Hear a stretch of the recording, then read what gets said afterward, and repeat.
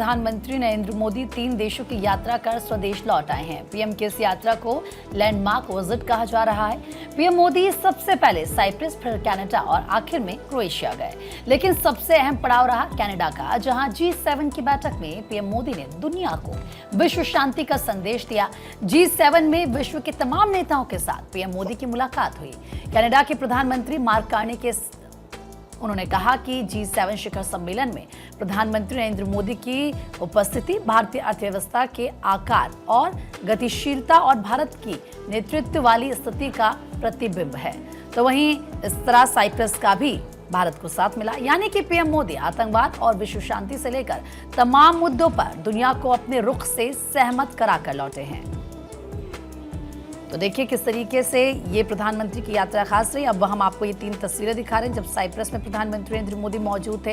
ये 16 जून की तस्वीर, उसके बाद 17-18 जून की तस्वीर जब कनाडा में G7 समिट पे प्रधानमंत्री पहुंचे, शिरकत प्रधानमंत्री ने की। और उसके बाद आप 18 जून की तस्वीर देख रहे हैं, क्रोएशिया की तस्वीरें हैं जहाँ पर मुलाकात करते हुए प्रधानमंत्री नरेंद्र मोदी आपको नजर आ रहे हैं। और इसी के साथ तमाम अहम मुद्दों पर इस यात्रा के दौरान प्रधानमंत्री नरेंद्र मोदी ने तमाम देशों के साथ बातचीत की है। हालांकि 5 दिन का उनका ये पड़ाव था, 3 देशों की यात्रा, और अब वापस स्वदेश प्रधानमंत्री लौट आए हैं। और जैसे ही वो लौट आए हैं इसके बाद अब लगातार देखिए किस तरीके से आप कह सकते हैं एक बार फिर से काम में प्रधानमंत्री जुट गए हैं। हालांकि जो क्रोएशिया का दौरा प्रधानमंत्री का रहा, इसे खुद प्रधानमंत्री की तरफ से ऐतिहासिक बताया गया है।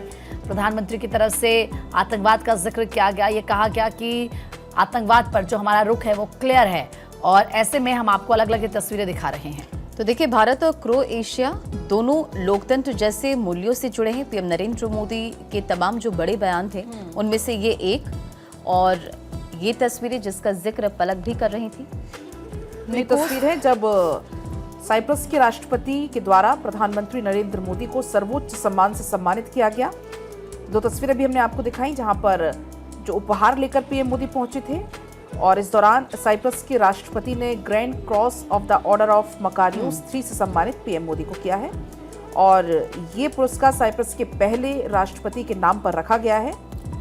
ये उन वैश्विक नेताओं, गणमान्य व्यक्तियों के लिए आरक्षित है जिन्होंने अंतर्राष्ट्रीय संबंधों और शांति में उत्कृष्ट योगदान दिया। और प्रधानमंत्री नरेंद्र मोदी को सम्मानित किया गया। और देखिए तोहफों का जिक्र हम लगातार कर रहे हैं। पीएम नरेंद्र मोदी ने G7 नेताओं को तोहफे दिए और फ्रांस के राष्ट्रपति को डोकरा नंदी, ऑस्ट्रेलियाई पीएम को बर्तन दिया और फेडरिक को आपको बताएं कि कोणार्क चक्र। तो ये तमाम जो तोहफे हैं वो दिए गए। G7 शिखर सम्मेलन में भाग लेने के लिए कनाडा गए पीएम नरेंद्र मोदी ने ब्राजील, दक्षिण अफ्रीका, मैक्सिको, दक्षिण कोरिया के राष्ट्रपतियों को कई उपहार दिए हैं। और इनमें सभी भारत के विभिन्न राज्यों के जो हस्तशिल्प के बेहतरीन नमूने थे वो उनको भेंट किए गए और जिसकी अलग अलग तस्वीर आपको दिखा रहे हैं। लेकिन पीएम नरेंद्र मोदी ने इस दौरान तमाम बड़ी बातों का जिक्र किया। सबसे पहले प्रधानमंत्री ने क्या कुछ कहा आतंकवाद को लेकर, आप सुनिए। हम सहमत हैं कि आतंकवाद मानवता का दुश्मन है, लोकतंत्र में विश्वास रखने वाली शक्तियों का विरोधी है। 22 अप्रैल को भारत में हुए आतंकी हमले पर संवेदनाओं के लिए हम प्रधानमंत्री जी और क्रोएशिया सरकार के हार्दिक आभारी हैं। हम दोनों इस बात का समर्थन करते हैं कि यूरोप हो या एशिया, समस्याओं का समाधान रणभूमि से नहीं निकलता, डायलॉग और डिप्लोमेसी से ही वही एकमात्र रास्ता है। तो जोरान मिलोनोविक से मुलाकात हुई प्रधानमंत्री नरेंद्र मोदी की। जो दूसरी तस्वीर आप देख रहे हैं यहाँ पर साइप्रस के पीएम क्रिस्टो से मुलाकात करते हुए निकोस क्रिस्टोडोलिडस से उन्होंने मुलाकात की। ये पूरा दौरा बेहद अहम रहा क्योंकि एक लंबे अरसे के बाद साइप्रस कोई भारतीय मूल का पीएम पहुंचा। अब देखिए सब साइप्रस की बात होती तो बहुत छोटा मुल्क है। आप सोचिए कि हमारे अलीगढ़ जितना साइप्रस है, लेकिन इस वक्त साइप्रस इसलिए बहुत ज़्यादा महत्वपूर्ण है क्योंकि एक तो टर्की का ये पड़ोसी है और सबसे बड़ी बात है कि ऑपरेशन सिंदूर के दरमियान आपने देखा कि कैसे टर्की ने पाकिस्तान को सपोर्ट किया। पीएम मोदी ने टर्की पर कुछ भी नहीं कहा, लेकिन जब वो साइप्रस पहुंचते हैं तो उन्होंने एक संदेश दिया और वो संदेश ये था कि भारत किस तरीके से विस्तारवाद के खिलाफ है। जब पीएम वहां पर पहुंचते हैं तो बाकायदा वहां पर जो पीएम है निकोस क्रिस्टोडोलिडस वो प्रधानमंत्री को रिसीव करने के लिए वहां पर एयरपोर्ट पहुंच गए। फिर इंडियन डायस्पोरा वहां पर नजर आया जो दूसरी तस्वीर आपकी टीवी स्क्रीन पर है वो क्रोएशिया के पीएम जोरान मिलोनोविक की तस्वीर है। पहली बार कोई भारतीय पीएम क्रोएशिया पहुंचा। अब देखिए, यूरोपियन यूनियन की जब बात होती है तो किस तरीके से भारत लगातार संबंधों को और प्रगाढ़ कर रहा है वो इसकी तस्दीक करता है, क्योंकि यूरोपियन यूनियन का ही एक देश है क्रोएशिया, जहां पर प्रधानमंत्री नरेंद्र मोदी पहुंचे। किस तरीके से जो अलग अलग संभावनाएं हैं, चाहे वो निवेश को लेकर के हो, रक्षा को लेकर के हो, तकनीक को लेकर के हो, व्यापार को लेकर के हो, इस पर यहाँ पर चर्चा हुई है। सेमीकंडक्टर्स को लेकर के, साइबर सिक्योरिटी को लेकर के। तो 3 देशों की यात्रा रही, 5 दिनों का ये सफर रहा, 27,000 किलोमीटर प्रधानमंत्री नरेंद्र मोदी ने तय किया। लेकिन ये जो फासले हैं वो भारत और इन मुल्कों को करीब लाने के तरीके हैं। आप सोचिए, अगर साइप्रस पे हम पहुंचते हैं, वहां पर उनको गार्ड ऑफ ऑनर दिया गया, सर्वोच्च सम्मान से नवाजा गया, और सबसे बड़ी बात है कि साइप्रस में सम्मान बहुत चुनिंदा नेताओं को मिला है। तो ये बताता है कि किस तरीके से पीएम एक ग्लोबल लीडर हैं। दूसरी तस्वीर कनाडा से भी सामने आई थी, वो भी तस्वीर हम आपको दिखा रहे थे। जब प्रधानमंत्री नरेंद्र मोदी जब पहुंचते हैं तो आप सोचिए, कनाडा वो कंट्री है जिसके साथ रिश्ते बहुत उतार चढ़ाव भरे हुए हैं। लेकिन जब कनाडा से इस बात को लेकर के कहा जा रहा था कि क्या G7 में इस बार वो इंडियन प्राइम मिनिस्टर को इनवाइट करेंगे या फिर नहीं, तो मार्क कार्नी ने बहुत स्पष्ट कर दिया और उन्होंने कहा कि आप इंडिया को इग्नोर नहीं कर सकते। ये बताता है कि किस तरीके से भारत की भूमिका है। ये क्रोएशिया की तस्वीर, जब पीएम पहुंचते हैं, गायत्री मंत्र के उच्चारण से बाकायदा उनका स्वागत होता है। ये बताता है कि कैसे विदेशों में भी, यानी कि आप सोचिए कितने दूर देश में भी भारत और भारत की जो संस्कृति है, उसकी जो सभ्यता है, उसकी गूंज सुनाई देती है। और ऐसा पहली मर्तबा नहीं है जब विदेशी धरती से कोई ऐसी तस्वीर सामने आई हो। इससे पहले भी आपने देखा कि मॉरिशस जैसे देश हो, इसके अलावा अलग अलग कंट्रीज, वहां पर भी बड़ी संख्या में लोग जुड़ते हैं और इसी तरीके से पारंपरिक अंदाज में पीएम का स्वागत करते हैं। और ये तस्वीरें उस दौरान की हैं। अगर हम खासतौर पर बात करें द्विपक्षीय संबंधों को मजबूत करना, जिस पर तो चर्चा हुई है, लेकिन इसके अलावा अगर हम बात करें नवाचार पर चर्चा हुई, यानी इनोवेशन पर चर्चा हुई है, ऊर्जा सहयोग पर, प्रौद्योगिकी में साझेदारी पर, व्यापारिक और रणनीतिक संबंध पर भी इस दौरान चर्चा की है। भारत में आर्थिक सुधार और ईज ऑफ डूइंग बिजनेस पर जानकारी इस दौरान साझा की गई है। पीएम मोदी ने भारतीय और जो साइप्रस के व्यवसायी हैं उनके साथ भी बातचीत की और ये तस्वीरें उस दौरान की आप यहाँ देख पाएंगे। अगर हम इस ऐतिहासिक यात्रा की कुछ प्रमुख झलकियों पर अगर हम नजर डालें तो उसमें से एक यही है, जब तस्वीरें में आप यहाँ देख पाएंगे, पहली बार कोई प्रधानमंत्री साइप्रस की यात्रा पर पहुंचा, लारनाका अंतर्राष्ट्रीय हवाई अड्डे पर वहां पर स्वागत किया, वो भी स्वयं राष्ट्रपति वहां स्वागत करने पहुंचे, ये भी अपने आप में खास हो जाता है। लिमासोल में प्रवासी भारतीय समुदाय के द्वारा गर्मजोशी से अभिनंदन होता है।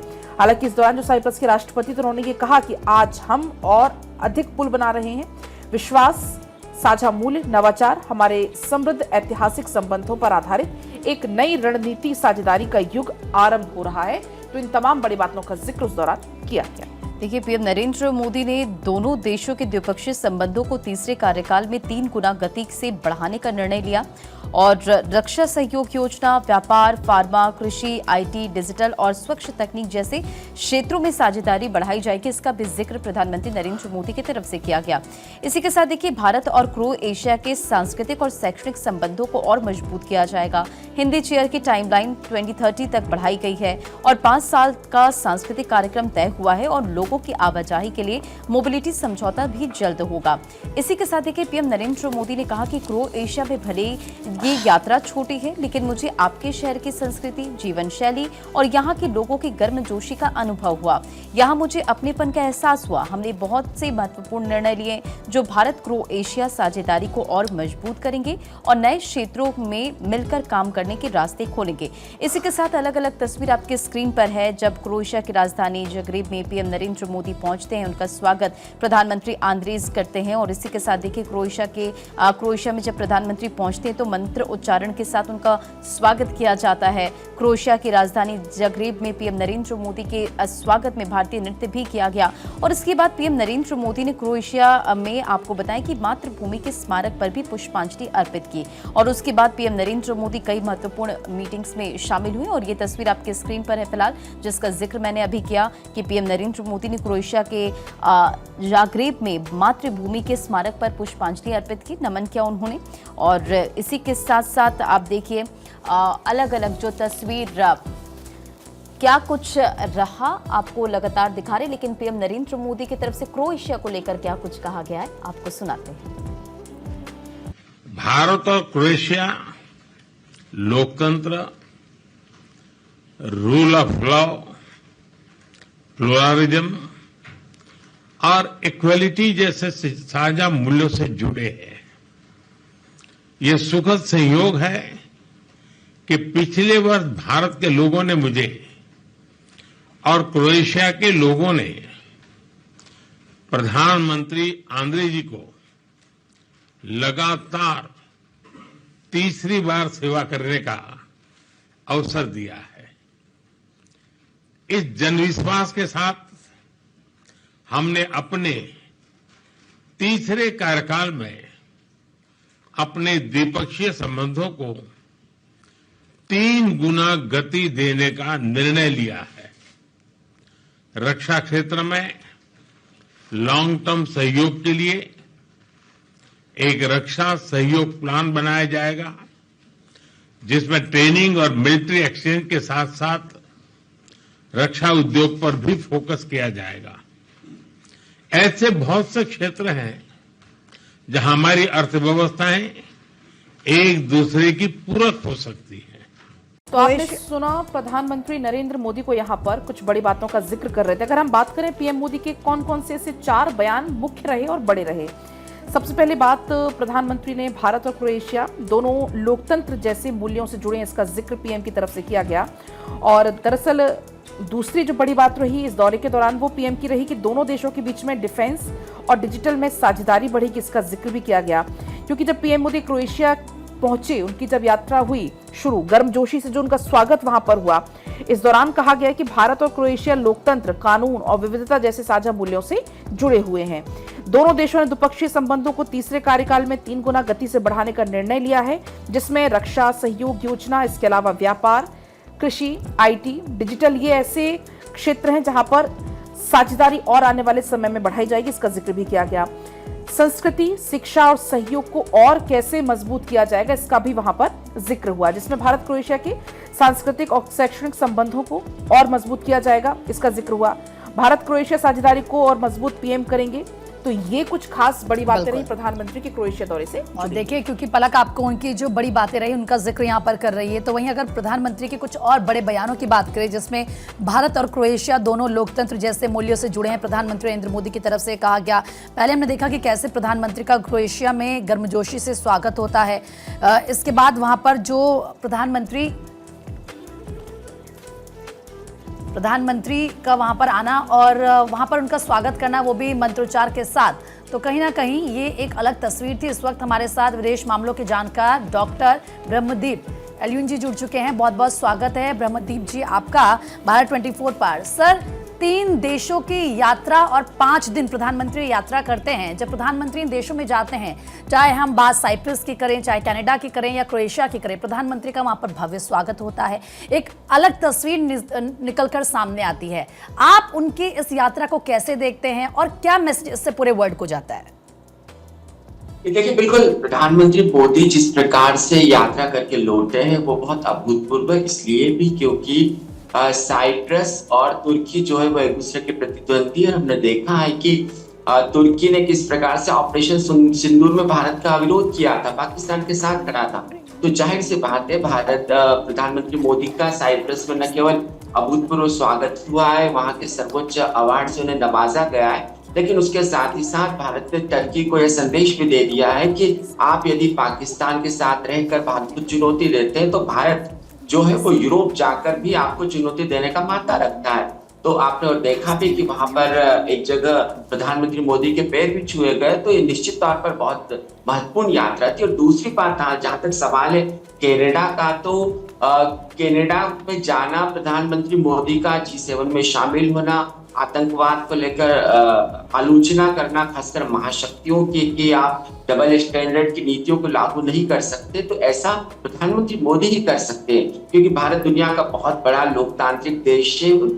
दूसरी बात है कि भारत बहुत बड़ी अर्थव्यवस्था भी है। और तीसरी बात यह है कि कनाडा में भारत का लगातार विरोध हो रहा था और खबरें यह भी आई थी कि भारत को आमंत्रित किया ही नहीं गया G7 में, लेकिन उसके बाद जिस प्रकार की आपने घटनाएं देखी, प्रधानमंत्री मोदी को न केवल आमंत्रित किया गया, लेकिन प्रधानमंत्री मोदी ने वहां से संबोधित भी किया। तो बहुत सारी महत्वपूर्ण चीजें थी, इसलिए भी क्योंकि कनाडा जो है उससे हमारा असैनिक परमाणु समझौता है। कनाडा जो है उससे वो कनाडा से खालिस्तानियों की चुनौतियां लगातार भारत को मिलती रही है, और वहीं पर G7 के जो दुनिया भर के लीडर्स हैं उनसे मोदी जी का मिलना हुआ है। तो ये जो सारी चीजें, इससे एक बात तो बहुत स्पष्ट हो जाती है कि मोदी एक ऐसे लीडर हैं जो दुनिया भर में जाकर भारत का न केवल अच्छे से प्रतिनिधित्व करते हैं, न केवल भारत का नेतृत्व करते हैं, लेकिन उसके साथ ही साथ एक ऐसे वैश्विक नेता के तौर पर उभरे हैं जो कि दुनिया भर की समस्याओं को विभिन्न मंचों पर उठाने का मादा रखते हैं, जो कि शांति की पहल करते हैं और जो भारत के नहीं पूरी दुनिया के हितों का भी ध्यान रखते हैं। जी बिल्कुल, जाहिर तौर पर ये जो यात्रा प्रधानमंत्री नरेंद्र मोदी की रही जिसका जिक्र हम करें और इस दौरान क्या कुछ खास रहा वो भी हम लगातार बता रहे हैं। संजीव श्रीवास्तव विदेश मामलों के जानकार भी हमारे साथ कनेक्ट हो गए। संजीव जी, पीएम नरेंद्र मोदी की ये 3 देशों की यात्रा, जाहिर तौर पर इसके कई मायने हैं, लेकिन पहलगाम आप देखिए कि जिस तरह से भारत पर अटैक हुआ, भारत पाकिस्तान के बीच जो हमने कंफ्लिक्ट देखा, और उसके बाद पीएम नरेंद्र मोदी जब इन 3 देशों की यात्रा पर जाते हैं तो आतंकवाद को लेकर जो भारत की क्या रणनीति है उसे स्पष्ट करते नजर आते हैं, जो संदेश हैं वो देते नजर आते हैं। जी जी बिल्कुल। भारत के प्रधानमंत्री श्री नरेंद्र मोदी की जो यात्रा 3 देशों की रही और G7 का जो सम्मेलन था उसकी जो उसमें जो उनका पार्टिसिपेशन था, वो बहुत ही अच्छी आउटकम लेकर के आया है। और जहां तक आतंकवाद की चुनौती का प्रश्न है, तो आज भारत आतंकवाद के विषय पर विश्व का एक नेतृत्वकर्ता राष्ट्र बन करके उभरा है। आतंकवाद के विषय पर भी आज विश्व का नेतृत्वकर्ता राष्ट्र बन करके उभरा है। और आज का जो नया भारत है उसकी आतंकवाद के प्रति जीरो टॉलरेंस की पॉलिसी है। ये जो नया भारत है आतंकवाद की घटनाओं को बर्दाश्त नहीं करता है, उसे रिस्पॉन्ड करता है। और ये नया भारत इस बात को भी कहता है और इसकी एडवोकेसी करता है कि आतंकवाद के संदर्भ में एक सख्त रुख होना चाहिए, पूरे अंतर्राष्ट्रीय समुदाय का बहुत ही सख्त रुख होना चाहिए। दुर्भाग्य से ये देखा जाता है कि आतंकवाद के संदर्भ में अंतर्राष्ट्रीय समुदाय में जिस तरीके की एकताबद्धता होनी चाहिए वैसे उसमें काफ़ी कमियां दिखाई देती हैं। कई जगह डबल स्टैंडर्ड्स होते हैं। तो आज जब भारत के प्रधानमंत्री पहलगाम की आतंकवादी घटना के बाद जो ऑपरेशन सिंदूर हमने किया, उसके बाद जब विश्व के मंच पर गए हैं तो एक और अधिक सशक्त मजबूत आवाज के साथ वो गए और उन्होंने पूरे विश्व के समक्ष ये भी मैसेज रखा कि आतंकवाद की चुनौती का हमें मुकाबला करना है तो हमें एक सुर में बात करनी होगी और एक सख्त रुख के साथ, एक जीरो टॉलरेंस के रुख के साथ बात करनी होगी। तो इस संदर्भ में भी मेरा ऐसा मानना है कि भारत के प्रधानमंत्री ने अपना जो मैसेज है वो G7 के मंच से और अन्य जो उनकी जो बायलैटरल जो मीटिंग्स हुई हैं उसके माध्यम से भी एक सख्त संदेश दिया है। और यही सबसे अच्छा अप्रोच हो सकता है आतंकवाद को डील करने का कि ऐसी घटनाओं को रिस्पॉन्ड किया जाए, ऐसी घटनाओं के ऊपर सख्त से सख्त कार्रवाई की जाए और आतंकियों को नेस्तनाबूद किया जाए, जो कि भारत ने ऑपरेशन सिंदूर के माध्यम से कर दिखाया है। और उसके बाद जाहिर है कि भारत के जब एक्शन हमने लिया और उसके बाद जब बातें कही जाती हैं तो उसका जो अर्थ होता है वो कहीं ज़्यादा गहरा होता है और ये मैसेज जो है वो ऑल अक्रॉस जाता है। बिल्कुल। और मोहम्मद अमीन भी हमारे साथ कनेक्ट है, पूर्व राजनयिक हमारे साथ हैं, लगातार बने हुए हैं और लेकिन वो भी हमारे साथ कनेक्ट होंगे। लेकिन आप देखिए लगातार इस पूरे मामले को लेकर हम चर्चा कर रहे हैं। ब्रह्मदीप जी, आपके पास आते हुए कनाडा को भी एहसास हुआ, क्योंकि जाहिर तौर पर पीएम नरेंद्र मोदी जब कनाडा पहुंचे और हमने इससे पहले देखा कि भारत और कनाडा के बीच जो रिश्ते थे उसमें किस तरह की खटास देखने को मिली। लेकिन अब पीएम नरेंद्र मोदी जिस तरह से कनाडा विजिट करते हैं, मार्क कार्नी की तरफ से जो स्टेटमेंट दिया गया, आप इसे कैसे देखते हैं और क्या अब कनाडा और भारत के रिश्ते सुधर रहे हैं? ये देखिए बहुत अहम सवाल है आपका। दरअसल कनाडा से भारत की बहुत ऐतिहासिक संबंध है, वो इसलिए भी क्योंकि जिस दौर में यहाँ पर ब्रिटिश साम्राज्य हुआ करता है उस दौर में बहुत सारे भारतीय कनाडा जाकर बसे हैं। तो लेकिन जो ट्रूडो के कार्यकाल के जो 1.5 दशक के वो बहुत ही घातक साबित हुए। वो खालिस्तानियों के न केवल समर्थक थे लेकिन वो भारत का विरोध करते हुए लगातार पाए भी जाते थे, देखे भी गए और उन्होंने खालिस्तानियों का न केवल प्रतिनिधित्व अपनी सरकार में लिया लेकिन विभिन्न मंचों से भारत का विरोध भी किया। तो भारत के लिए चुनौतियां बहुत थी, लेकिन ट्रूडो के जाने के बाद अब कनाडा में बहुत कुछ बदला है। और कनाडा के प्रधानमंत्री ने हाल ही में जब ये बयान दिया कि उन्होंने प्रधानमंत्री मोदी को क्यों आमंत्रित किया, तो उन्होंने बहुत स्पष्ट कहा कि भारत न केवल एक बड़ा लोकतांत्रिक देश है, लेकिन भारत तेजी से बढ़ती हुई अर्थव्यवस्था भी है और उनके बिना ऐसा हो ही नहीं सकता। तो जाहिर सी बात है कि कनाडा ने अब सकारात्मक संदेश दिया है दोनों देशों के संबंधों की दृष्टि से। वहीं पर एक बात और महत्वपूर्ण हो जाती है कि कनाडा का दुनिया में बड़ा अहम स्थान है। कनाडा विकसित देश है। कनाडा में पढ़ने जाने वाले भारतीयों की संख्या लाखों में होती है। वहां पर हमारे बहुत व्यापारियों के हित है। तो जो भारतीय वो दुनिया भर में बसे हैं और खासकर हमारे विद्यार्थियों की दृष्टि से हमको देखना पड़ता है कि दुनिया भर के अच्छे देशों से हमारे अच्छे संबंध हो। तो ऐसे में प्रधानमंत्री मोदी जी की यह यात्रा बहुत महत्वपूर्ण रही है। वहां पर यह भी ध्यान देने की जरूरत है कि कनाडा जो है वो G7 देशों का एक अहम सदस्य और G7 जो है वो विकसित देशों का एक ऐसा मंच है जो दुनिया की अहम अर्थव्यवस्थाएं भी है। और वहीं पर G7 के आपसी जो ताल्लुकात है, देशों के आपसी संबंधों की आप बात करें तो कई जगह पर चीन हावी है। जैसे इस बार ट्रंप ने कहा कि इसका नाम G7 नहीं G9 होना चाहिए, उसमें रूस को शामिल करना चाहिए, उसमें चाइना को शामिल करना चाहिए। तो ऐसे जो मंच होते हैं उससे एक बात और स्पष्ट हो जाती है कि दुनिया में आप कहां पर स्टैंड कर रहे हैं। और हमने देखा है सर 2014 के बाद से किस तरीके से हिंदुस्तान की जो छवि है अंतर्राष्ट्रीय पटल पर वो कितनी मजबूत हुई है। वर्ल्ड ऑर्डर की आज हम बात करते हैं तो हिंदुस्तान कहां स्टैंड करता है, पूरा विश्व देख रहा है। और इसकी तस्वीर तब और ज्यादा हमें नजर आती है क्लियर जब प्रधानमंत्री नरेंद्र मोदी जाते हैं तमाम देशों में, वहां पर उनको किस तरीके से सम्मानित किया जाता है और उसके बाद जो मैसेज वो देते हैं वो पूरे विश्व में जाते हैं। आप दोनों का बहुत बहुत शुक्रिया सर हमारे साथ जुड़ने के लिए, अपनी राय हमारे साथ साझा करने के लिए।